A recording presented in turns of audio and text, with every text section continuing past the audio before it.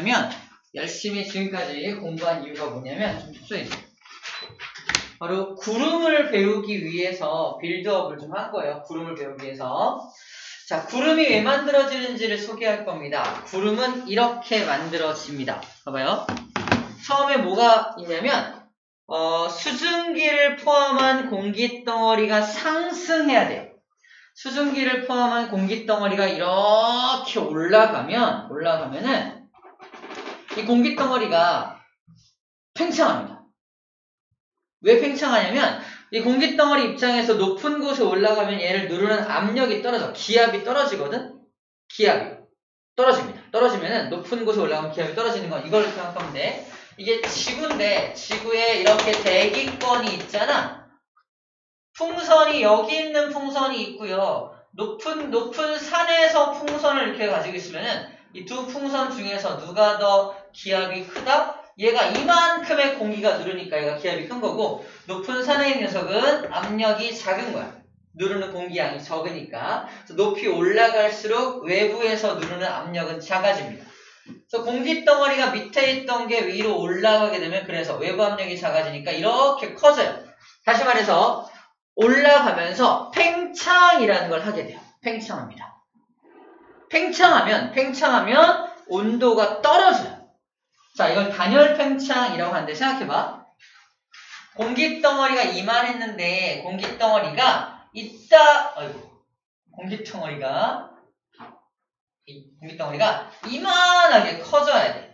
여기 있는 공기 분자가 어떻게 해야 돼? 으쌰 밀어내는 일을 해야 돼요. 으쌰 밀어내는 일을 합니다. 일은 에너지거든. 에너지를 소모해서 이렇게 늘린 거야. 그러니까 이 공기 분자 입장에서는 에너지를 써서 이렇게 부피를 키운 거니까 에너지가 떨어집니다. 그러니까 에너지가 이만큼 있었는데 이만큼 넓히는 이 일을 하다 보니까 에너지가 떨어져. 에너지가 떨어지니까 바로 여기서 다시 상승하면은 단열 팽창하게 되고 에너지가 떨어지니까 온도가 하강한다라고 말합니다. 팽창하면서 온도가 떨어집니다. 이거를 단열 팽창이라 해요. 단열 팽창. 왜냐하면 얘가 밖으로 이렇게 일을 할 때 만약에 외부에서 야 너 일하느라 힘썼지 일하느라고 에너지 많이 썼지 내가 에너지 넣어줄게 하고 밖에서 에너지를 넣어준다면 얘 온도 떨어져 안 떨어져? 안 떨어지겠네. 근데 외부에서 에너지를 공급할 수 없는 상황이라면 얘 온도는 떨어질 수밖에 없다. 이런 팽창을 뭐라고 한다? 외부에서 열을 공급할 수 없으니까 단열 상태야. 단열 상태에서 열이 차단된 상태에서 팽창을 했기 때문에 단열 팽창이라는 용어를 쓰는 거야. 단열 팽창을 하면 그래서 온도가 떨어지게 됩니다. 여기까지 설명한 겁니다. 온도가 떨어지다가 우리 방금 배웠다. 어떤 수증기를 포함한 공기가 온도가 떨어지면 어디에 도달할 수 있다? 바로 포화 수증기라는 곡선에 딱 도달해. 즉 이슬점에 도달할 수 있게 되는 거야. 이슬점이라는 온도까지 도달하게 되면 드디어 이슬이 맺히기 시작할 거 아니야? 이슬이 물방울이잖아. 이 작은 물방울들이 막 생겨나면서 수증기가 응결됩니다. 작은 물방울이 막 생겨나는 걸 수증기가 응결된다라고 하고요. 그 작은 물방울이 공기 중에 이렇게 떠있는 현상을 뭐라고 한다? 구름이 생성되었다라고 말하는 겁니다. 그래서 구름이 생성될 때는 그래서 이러한 원리에 의해서 이러한 구름이 생성이 되게 되는 거예요. 다시 공기덩어리가 어떤 이유에서 위로 훅 올라가면 단열 팽창에서 온도가 떨어져. 그러다가 이슬점이라는 온도까지 도달하게 되면 그때부터 수증기가 막 응결되기 시작하면서 구름이 만들어지기 시작하는 거야. 오케이? 이게 구름이 생성되는 과정입니다. 자, 구름이 생성되는 과정이 이해가 됐다면 이제 뭘 보면 되냐면 그럼 왜 공기가 상승하지? 이걸 궁금해야 돼. 공기를 왜 상승하지? 갑자기 왜 상승하지? 공기가 상승하는 경우가 하나, 둘, 셋, 네 가지 경우로 소개가 되어 있는 거예요. 자, 이 네 가지 경우에 공기가 상승해서 구름이 만들어지고 있네요. 첫 번째 경우는 지표면의 일부만 가열되는 경우야. 여기는 굉장히 뜨겁게 가열되는데 양쪽은 가열이 안 돼. 여기가 지표면이 엄청 뜨거워지니까 지표면 바로 위에 있는 요 공기도 같이 뜨거워지겠죠. 뜨거워진 공기는 팽창하면서 위로 올라가는 거 알아요? 네. 가벼워지니까. 그래서 뜨거워진 공기가 위로 올라가면서 상승이죠. 올라가면서 구름이 만들어지고 있는 모습입니다. 지표면이 불균등하게 여기는 가열되고 여기는 가열 안 되고 막 이러면 공기가 상승할 수 있겠구나라는 겁니다. 어떤 경우가 그러냐면은 이런 경우가 그래요. 예를 들어서 해가 여기서 비추고 있는데 이렇게 산이 있어. 여기는 뜨거워지겠죠. 여기는 그림자 때문에 안 뜨거워집니다. 여기는 공기가 그래서 상승하고 여기는 상승 안 하겠죠. 이런 경우가 지표면이 불균등하게 가열되는 경우라 볼 수 있어요. 그림자가 생기니까 여기는 산의 그림자 때문에 햇빛이 도달하지 못하잖아. 이런 경우가 지표면이 불균등하게 가열되는 경우라 볼 수 있습니다. 두 번째는 공기가 이렇게 이동하고 있는데 누가 나타나? 산이 나타나. 그지? 공기가 막 가는데 산이 나타나. 어떻게 해서 산을 뚫어버리나요? 산을 타고 올라갈 수밖에 없어. 그래서 공기가 산을 타고 올라갈 때 어떤 할아버지랑 같이 올라가면 이 할아버지는 산타 할아버지가 되는 거예요. 산 타고 올라가고 있잖아, 할아버지가. 그죠? 이 할아버지가 산타 할아버지야? 알겠죠? 내가 물어봤다? 얘들아, 12월 25일이 무슨 날이야? 물어봤더니 애들이 뭐랬는지 알아? 산타 할아버지 오시는 날이래요. 이 맞아? 아니요. 무슨 날이야, 그러면? 12월 25일 날 우리 왜 쉬어요? 왜 빨간 날이야? 성탄절이 뭐야? 예수님이 태어나신 날이잖아. 그지? 그걸 몰라. 12월 25일이 무슨 날이야? 산타 할아버지 오시는 날로 알고 있어요. 이 할아버지가 오신다는 얘기죠. 뭔 얘기야? 아무튼 공기가 산을 타고 올라가면 산이 이렇게 높으니까 산을 타고 올라가면서 구름이 만들어질 수 있겠네요. 충격받았다면 사과할게요. 미안해요. 그냥 좀 재미없을까봐 더 재미없네요. 미안해요. 그래서 구름이 만들어지는 경우를 소개하는 겁니다. 세 번째 경우는 바로 저기압으로 공기가 막 모여들 때야. 저기압으로 공기가 막 모여들면 모인 공기가 갈 데가 어디밖에 없어? 위밖에 없습니다. 그래서 위로 올라갈 수밖에 없는 거야. 저기압 중심에서 그래서 상승기를 발생해서 구름 만들어져. 그래서 저기압에서 비가 그렇게 내리는 거야. 저기압에서 비가 내리는 겁니다.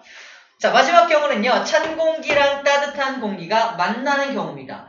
찬 공기, 따뜻한 공기 만나면요. 찬 공기가 따뜻한 공기 밑으로 파고 들어가요. 왜? 찬 공기가 더 무겁거든. 그럼 따뜻한 공기가 위로 깜짝이야! 하면서 올라가죠. 이러면서 구름이 팍 만들어집니다. 이렇게 찬 공기, 따뜻한 공기가 만날 때도 바로 상승기류가 발생할 수 있다라는 얘기를 하고 있어요. 자, 이 네 가지 경우가 바로 여기 공기가 상승하는 경우에 대해서 얘기하는 거야. 그럼 구름이 만들어지겠죠. 선생님.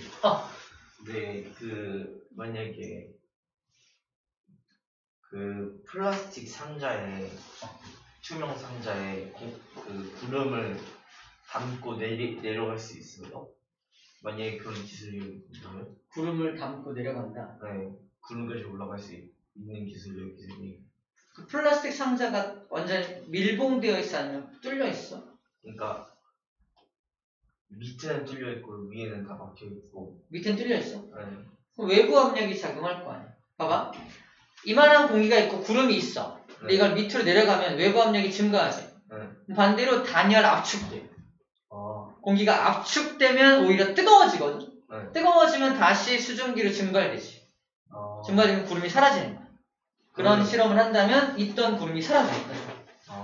날아가 버린 게 아니라 저절로 없어진 거야. 오케이? 밀폐되어 있다면 외부 압력이 작용을 할 수 있을 정도의 밀폐인지 아니면 외부 압력이 전혀 작용을 못하는 건지를 좀 고려해야 되는데 밀봉되어 있다면 유지될 수 있겠죠. 좋은 질문이었어요. 좋아요. 자, 단열 팽창이 이겁니다. 요만했던 공기덩어리가 이만하게 팽창하려면 공기들이 열일해야 될 거 아니야. 공기 분자들이 막 밀어야 될 거 아니야. 그런 자기 에너지를 쓴다고. 공기가 자기 에너지를 쓰니까 온도가 떨어지는 겁니다. 반대로 단열 압축, 바로 이거야. 방금 말한 게. 단열 압축, 내려오면 압축되면은 공기가 다시 조그맣게 쭈그러들면서 아까의 반대 과정으로 다시 온도가 올라갑니다. 기온이 상승하게 되고 이거는 기온이 하강하게 되는 경우가 단열 변화입니다. 단열 변화. 자, 그리고 구름의 모양을 잠깐 보면은 봐봐. 자, 구름의 모양이 여기 이렇게 보면은 이렇게 위아래로 발달한 구름이 만들어진 경우도 있고요. 이렇게 옆으로 넓게 퍼진 구름. 이렇게 넓게 퍼지는 구름도 만들어질 수 있죠. 이 넓게 퍼지는 구름은 상승기류가 약할 때, 위로 발달하고 상승기류가 엄청 강할 때, 상승기류가 엄청 막 강하면은 위로 이렇게 구름 발달하고요. 상승기류가 약하면은 이렇게 넓게 만들어집니다. 넓게 퍼진 구름을 뭐라고 하냐면 첫 번째 층운형 구름이랑 층층층층 계단처럼 이렇게 올라가는 뜻이고요. 적운형 구름은 이렇게 위아래로 쌓여있는 구름, 적자가 쌓을 적자, 창창창창 위로 쫙 쌓여있는 형태의 구름을 적운형 구름이라고 불러줍니다. 어떤 게 더 비가 많이 내릴 것 같아요? 소나기 비, 엄청난 굵은 비, 얘입니다. 여기 요만한 여기에서 여기 부분에 막 이렇게 내릴 거 아니에요. 여기 넓은 범위에 추적 이슬비 같은 게 내립니다. 비의 종류가 달라져. 구름이 두껍지가 않으니까 비의 양도 적은 거야. 구름이 두꺼우니까 비가 뭉쳐서 확 내리게 되겠죠. 그래서 스콜 같은 게 이런 거죠. 굉장히 많은 비를 내리게 됩니다. 눈은요? 눈 이제 설명할 거야. 선견지명 있니? 구름에서 눈과 비가 내리는 경우가 6번 강수 과정에서 정리가 되는 겁니다. 자, 구름은 이렇게 만들어져. 이렇게 만들어진 구름에서 비나 눈이 내리겠죠. 비가 눈이 내리는 과정이 바로 이렇게 정리가 됩니다. 자, 먼저 이거부터 볼게요. 아까 구름이 생성된다 그랬잖아. 구름이 얼마나 작으냐면 이게 바로 이슬비 빗방울이야. 이슬비. 소나기도 아니야. 이슬비라는 빗방울의 크기가 이만합니다. 근데 안개 또는 구름은요. 구름은 이만큼 0.02, 0.2밖에 안 돼요. 그러니까 공기 중에 떠 있을 수 있는 거야. 구름은 다시 말하지만 구름은 액체입니다. 또는 고체예요. 기체가 아니야. 기체는 눈에 안 보여. 근데 구름은 눈에 보여 안 보여? 보이잖아. 그러면 기체가 아니라는 거야. 액체 또는 고체입니다. 근데 어떻게? 아니 액체 고체가 어떻게 떠 있어요? 이게 그 이유라니까. 엄청 작은 크기의 액체방울, 엄청 작은 크기의 고체 분자가 위에 떠 있는 거야. 먼지도 고체야. 먼지 어떻게 위에 떠 있어? 그죠? 엄청 작으니까 위에 떠 있는 겁니다. 고체라고 무조건 다 알아는 거 아니야. 이 정도 차이가 나는구나. 상대적으로 이 정도 차이 나는구나 라는 정도로 일단 기억을 해주면 되고요. 자, 구름이 만들어지는 경우가 바로 이겁니다. 우리나라는 바로 이렇게 구름이 만들어집니다. 자, 이렇게 상승기류가 발생이 되면서 구름이 생성되는데 여기부터 구름이 만들어지기 시작해서 이렇게 적운형의 구름이 생성되어 있는 모습이야. 근데 문제는 뭐냐면 위로 올라가면 올라갈수록 온도가 차가워지죠. 0도 라인 체크. 0도가 여기라면 더 올라가면 영하 온도입니다. 영하 40도야. 그러면 물방울이 만들어졌다 하더라도 어떻게 될까? 다 얼어버리겠죠. 그죠? 그래서 여기에는 여기 뭐야? 이런 것들 바로 얼음알갱이입니다. 얼음알갱이. 이 얼음알갱이 잘 봐. 이거야. 이 얼음알갱이의 수증기가 달라붙어. 얼음알갱이의 수증기가 땅땅땅땅땅땅 달라붙으면서 눈이 먼저 만들어집니다. 눈이 먼저 만들어진 다음에 이게 너무 무거워지면 눈이 너무 무거워지면 더 이상 버티지 못하고 밑으로 내려올 거 아니야? 그게 밑으로 이렇게 내려와요. 이게 그냥 그대로 사람이 있는 곳까지 닿으면 사람들이 뭐라 그래? 눈이 내리네 이러는 거예요. 근데 여름 같은 경우는 눈이 이렇게 내려오다가 어떻게 돼요? 밑에서 녹아버리겠죠. 그 눈이 녹아서 이렇게 비의 형태로 내리게 사람 비가 내리네 그러는 거예요. 그래서 여름에는 비가 내리고 겨울에는 눈이 내리는 겁니다. 중요한 건 여름이든 겨울이든 다 눈으로부터 출발한다라는 게 포인트예요. 우리나라는 처음엔 다 눈으로 내리다가 녹으면 비가 되는 거고 그대로 내리면 눈이 되는 거야. 그래서 우리가 맞는 모든 비는 봄이든 여름이든 비가 오잖아. 다 차가운 비를 맞을 수밖에 없는 겁니다. 그래서 우리나라에만 그런 말을 써. 야, 비 맞지 마! 감기 걸려! 이거 우리나라에만 쓰는 말이야. 열대지방은 야, 비 온다! 나가! 목욕하고 와! 이런다고. 따뜻해요? 따뜻해요. 봐봐. 우리나라는 이렇게 비가 내리잖아. 차이점 알려, 차이점. 열대지방은 뜨겁잖아. 뜨거워서. 이거 체크해. 영하 40도였잖아. 열대지방 왼쪽 나와있죠? 열대지방은 이 그림이에요. 저 위에가 0도라고.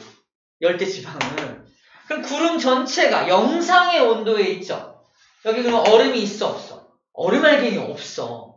얼음알갱이가 없는데 어떻게 비가 내립니까? 물방울이 합쳐져서 엄청 커다란 물방울이 되어서 이 물방울이 떨어지는 거니까. 이 물방울이 떨어지는 거야. 근데 이 물방울은 영상에서 만들어진 물방울이니까 차가워요, 따뜻해요? 따뜻하다니까? 따뜻한 비가 훅 내리는 겁니다. 목욕해요. 저 비가 내리는 원리가 다릅니다. 우리나라에 내리는 비는 원래는 눈이었는데 내리면서 녹은 게 비가 되는 거고 그대로 내리면 눈이 되는 거예요. 하지만 열대지방에 내리는 비는 물방울과 물방울들이 결합되어서 내리는 그런 비입니다. 비의 종류가 다르죠. 열대지방에서는 어떤 원리로 비가 내립니까? 그러면 체크, 병합설. 병합된다. 뭐가? 물방울이 병합되어서 비가 내린다는 뜻으로 병합설에 의해서 비가 내립니다. 라고 표현을 합니다. 열대지방이 대부분 어디예요? 아프리카, 적도 지역, 영도, 저위도 지역이 저위도 지역이 그래요. 남미 이런 쪽입니다. 남아메리카. 하지만 우리나라 같은 경우는 같이 보자. 우리나라 같은 경우는 빙정설. 빙정이 뭐야? 얼음 알갱이로부터 비가 내린다는 설. 빙정설입니다. 빙정설. 그래서 우리가 맞는 비는 모두 찬 비를 맞게 되고요. 따뜻한 비, 따비를 맞게 됩니다. 찬비, 따비. 그죠? 이름 같네.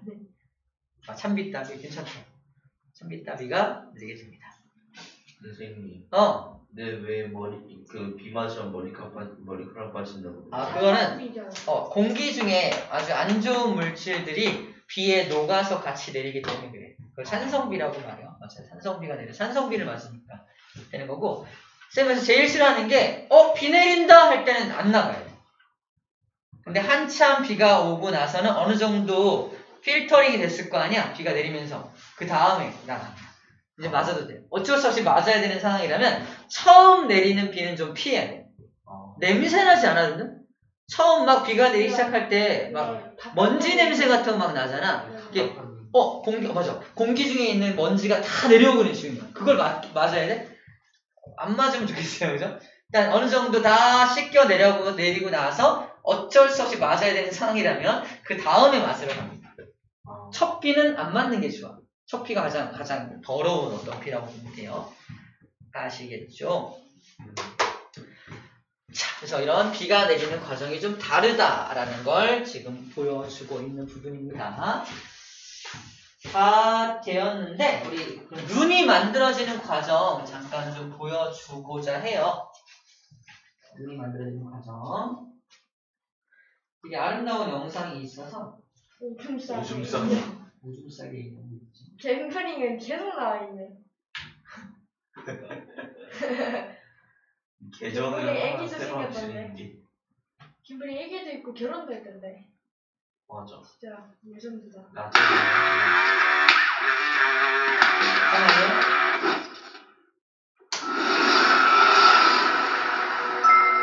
와, 진짜.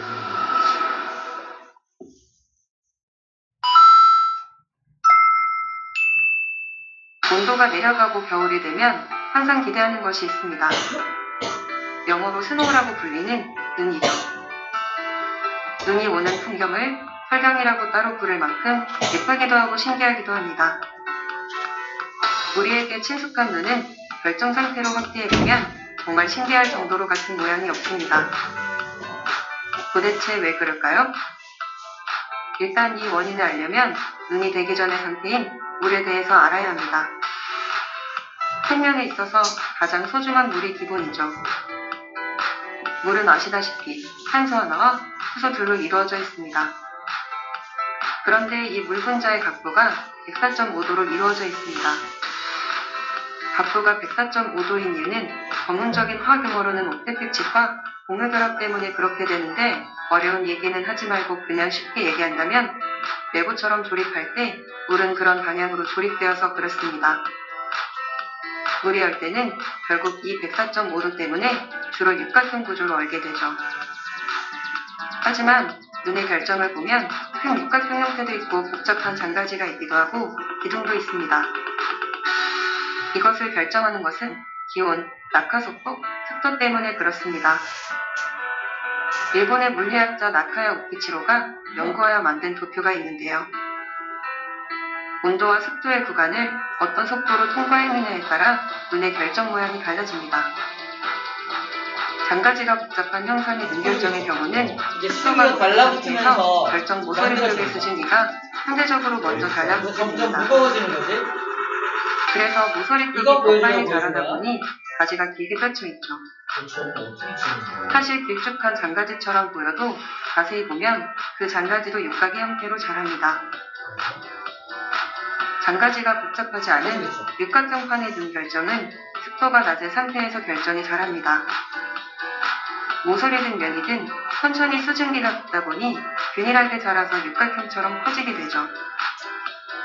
그러다 보니 넓은 육각판 형태로 계속 자라나게 됩니다. 육각기둥과 육각바늘의 형태는 아직 정확하게 알려지지 않았지만 기압처럼 압력이 영향을 주는 것으로 보고 있습니다. 장가지와 육각판이 혼재된 눈 결정이 보인다면 그건 온도와 습도의 구간을 바람에 날리면서 왔다 갔다 했을 가능성이 높겠네요. 대략 요약을 한다면 습한 날은 장가지형이 많고 건조한 날에는 육각형의 형태가 좀 더 많이 보입니다. 경우에 따라 기압의 변화가 있으면 육각기둥이나 육각바늘 결정도 올 확률이 높아집니다. 그렇다면 왜 똑같은 모양의 눈 결정은 하나도 없는 걸까요? 그건 눈이 하나하나 형성될 때 온도, 습도, 낙하속도와 압력이 모두 다 동일할 수 없었기 때문입니다. 눈이 만들어져 내릴 때 같은 위치가 아니므로 아주 미세하게라도 구름 조금이 안에서 다 일어나는 틀려져 일이야 이게. 버립니다. 그래서 같은 위치에서 같은 모양으로 자랄 수 없게 돼버린 거죠. 또한 최근 연구에 따르면 얼음이 형성될 때 육각형을 만들기 전에 일시적으로 오각형이나 칠각형의 모습까지 보인다고 하니 눈의 결정 모양이 똑같은 확률이 점점 더 멀어지게 됩니다. 사실 눈 결정 잘하는 것과 얼음이 생성되는 것은 유사합니다. 비누방울이 낮은 온도에서 얼음 결정을 만들어내는 영상을 한번 감상해 보시죠.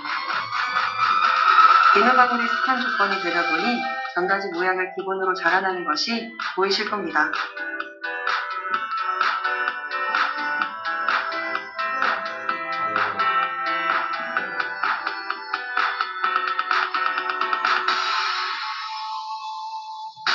전략을 제가 좀 챙겨올 것 같은데.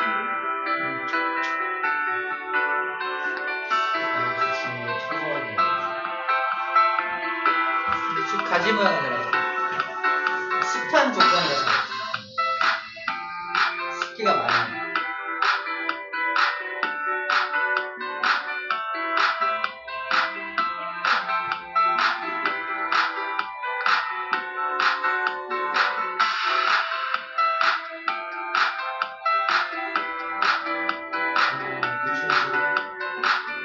다시 온도를 올려주고 있어요. 일찍 누는 거예요? 그런가 봐. 재밌게 보셨다면 구독과 좋아요 부탁드립니다. 봉지. 감사합니다. 좀 산타클로스 이야기요. 아닌가요? 네. 산타 할아버지. 그래서 이게 바로 여기 구름 안에서 이 눈 입자가 점점점 커지는 이거예요. 얼음알기가 점점 자라나는 것을 이야기하는 중입니다. 여기 물방울도 존재하긴 존재하는데 0도부터 40도 사이에 존재하는 물방울은 어떤 상태의 물방울이냐면은 이 관행각 상태된 물방울이라고 표현해요. 관행각 상태된 물방울이라고 표현하는데 여기도 이제 숭이가 달라붙어가지고 점점 커지게 됩니다. 하나만 더 설명할게. 우박은 왜 내리는 거야? 우박. 아까 물어볼래. 우박. 자, 여기 눈이 너무 무거워서 내립니다. 네. 그대로 내리면 팔랑팔랑 내리잖아. 네. 내려오는 중에 강한 상승 기류를 만나. 다시 올라가. 다시 올라가서 또 숭이가 막 달라붙어.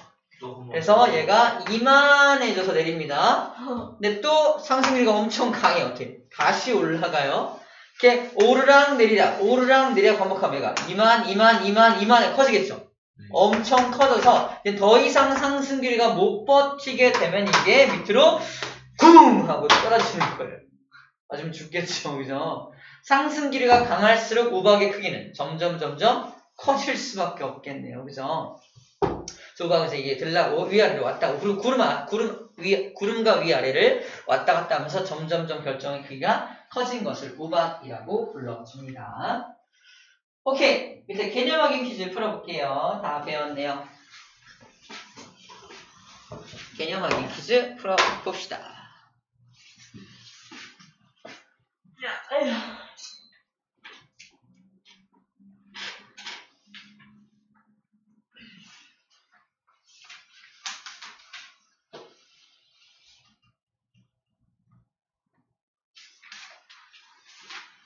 다 풀었어? 네.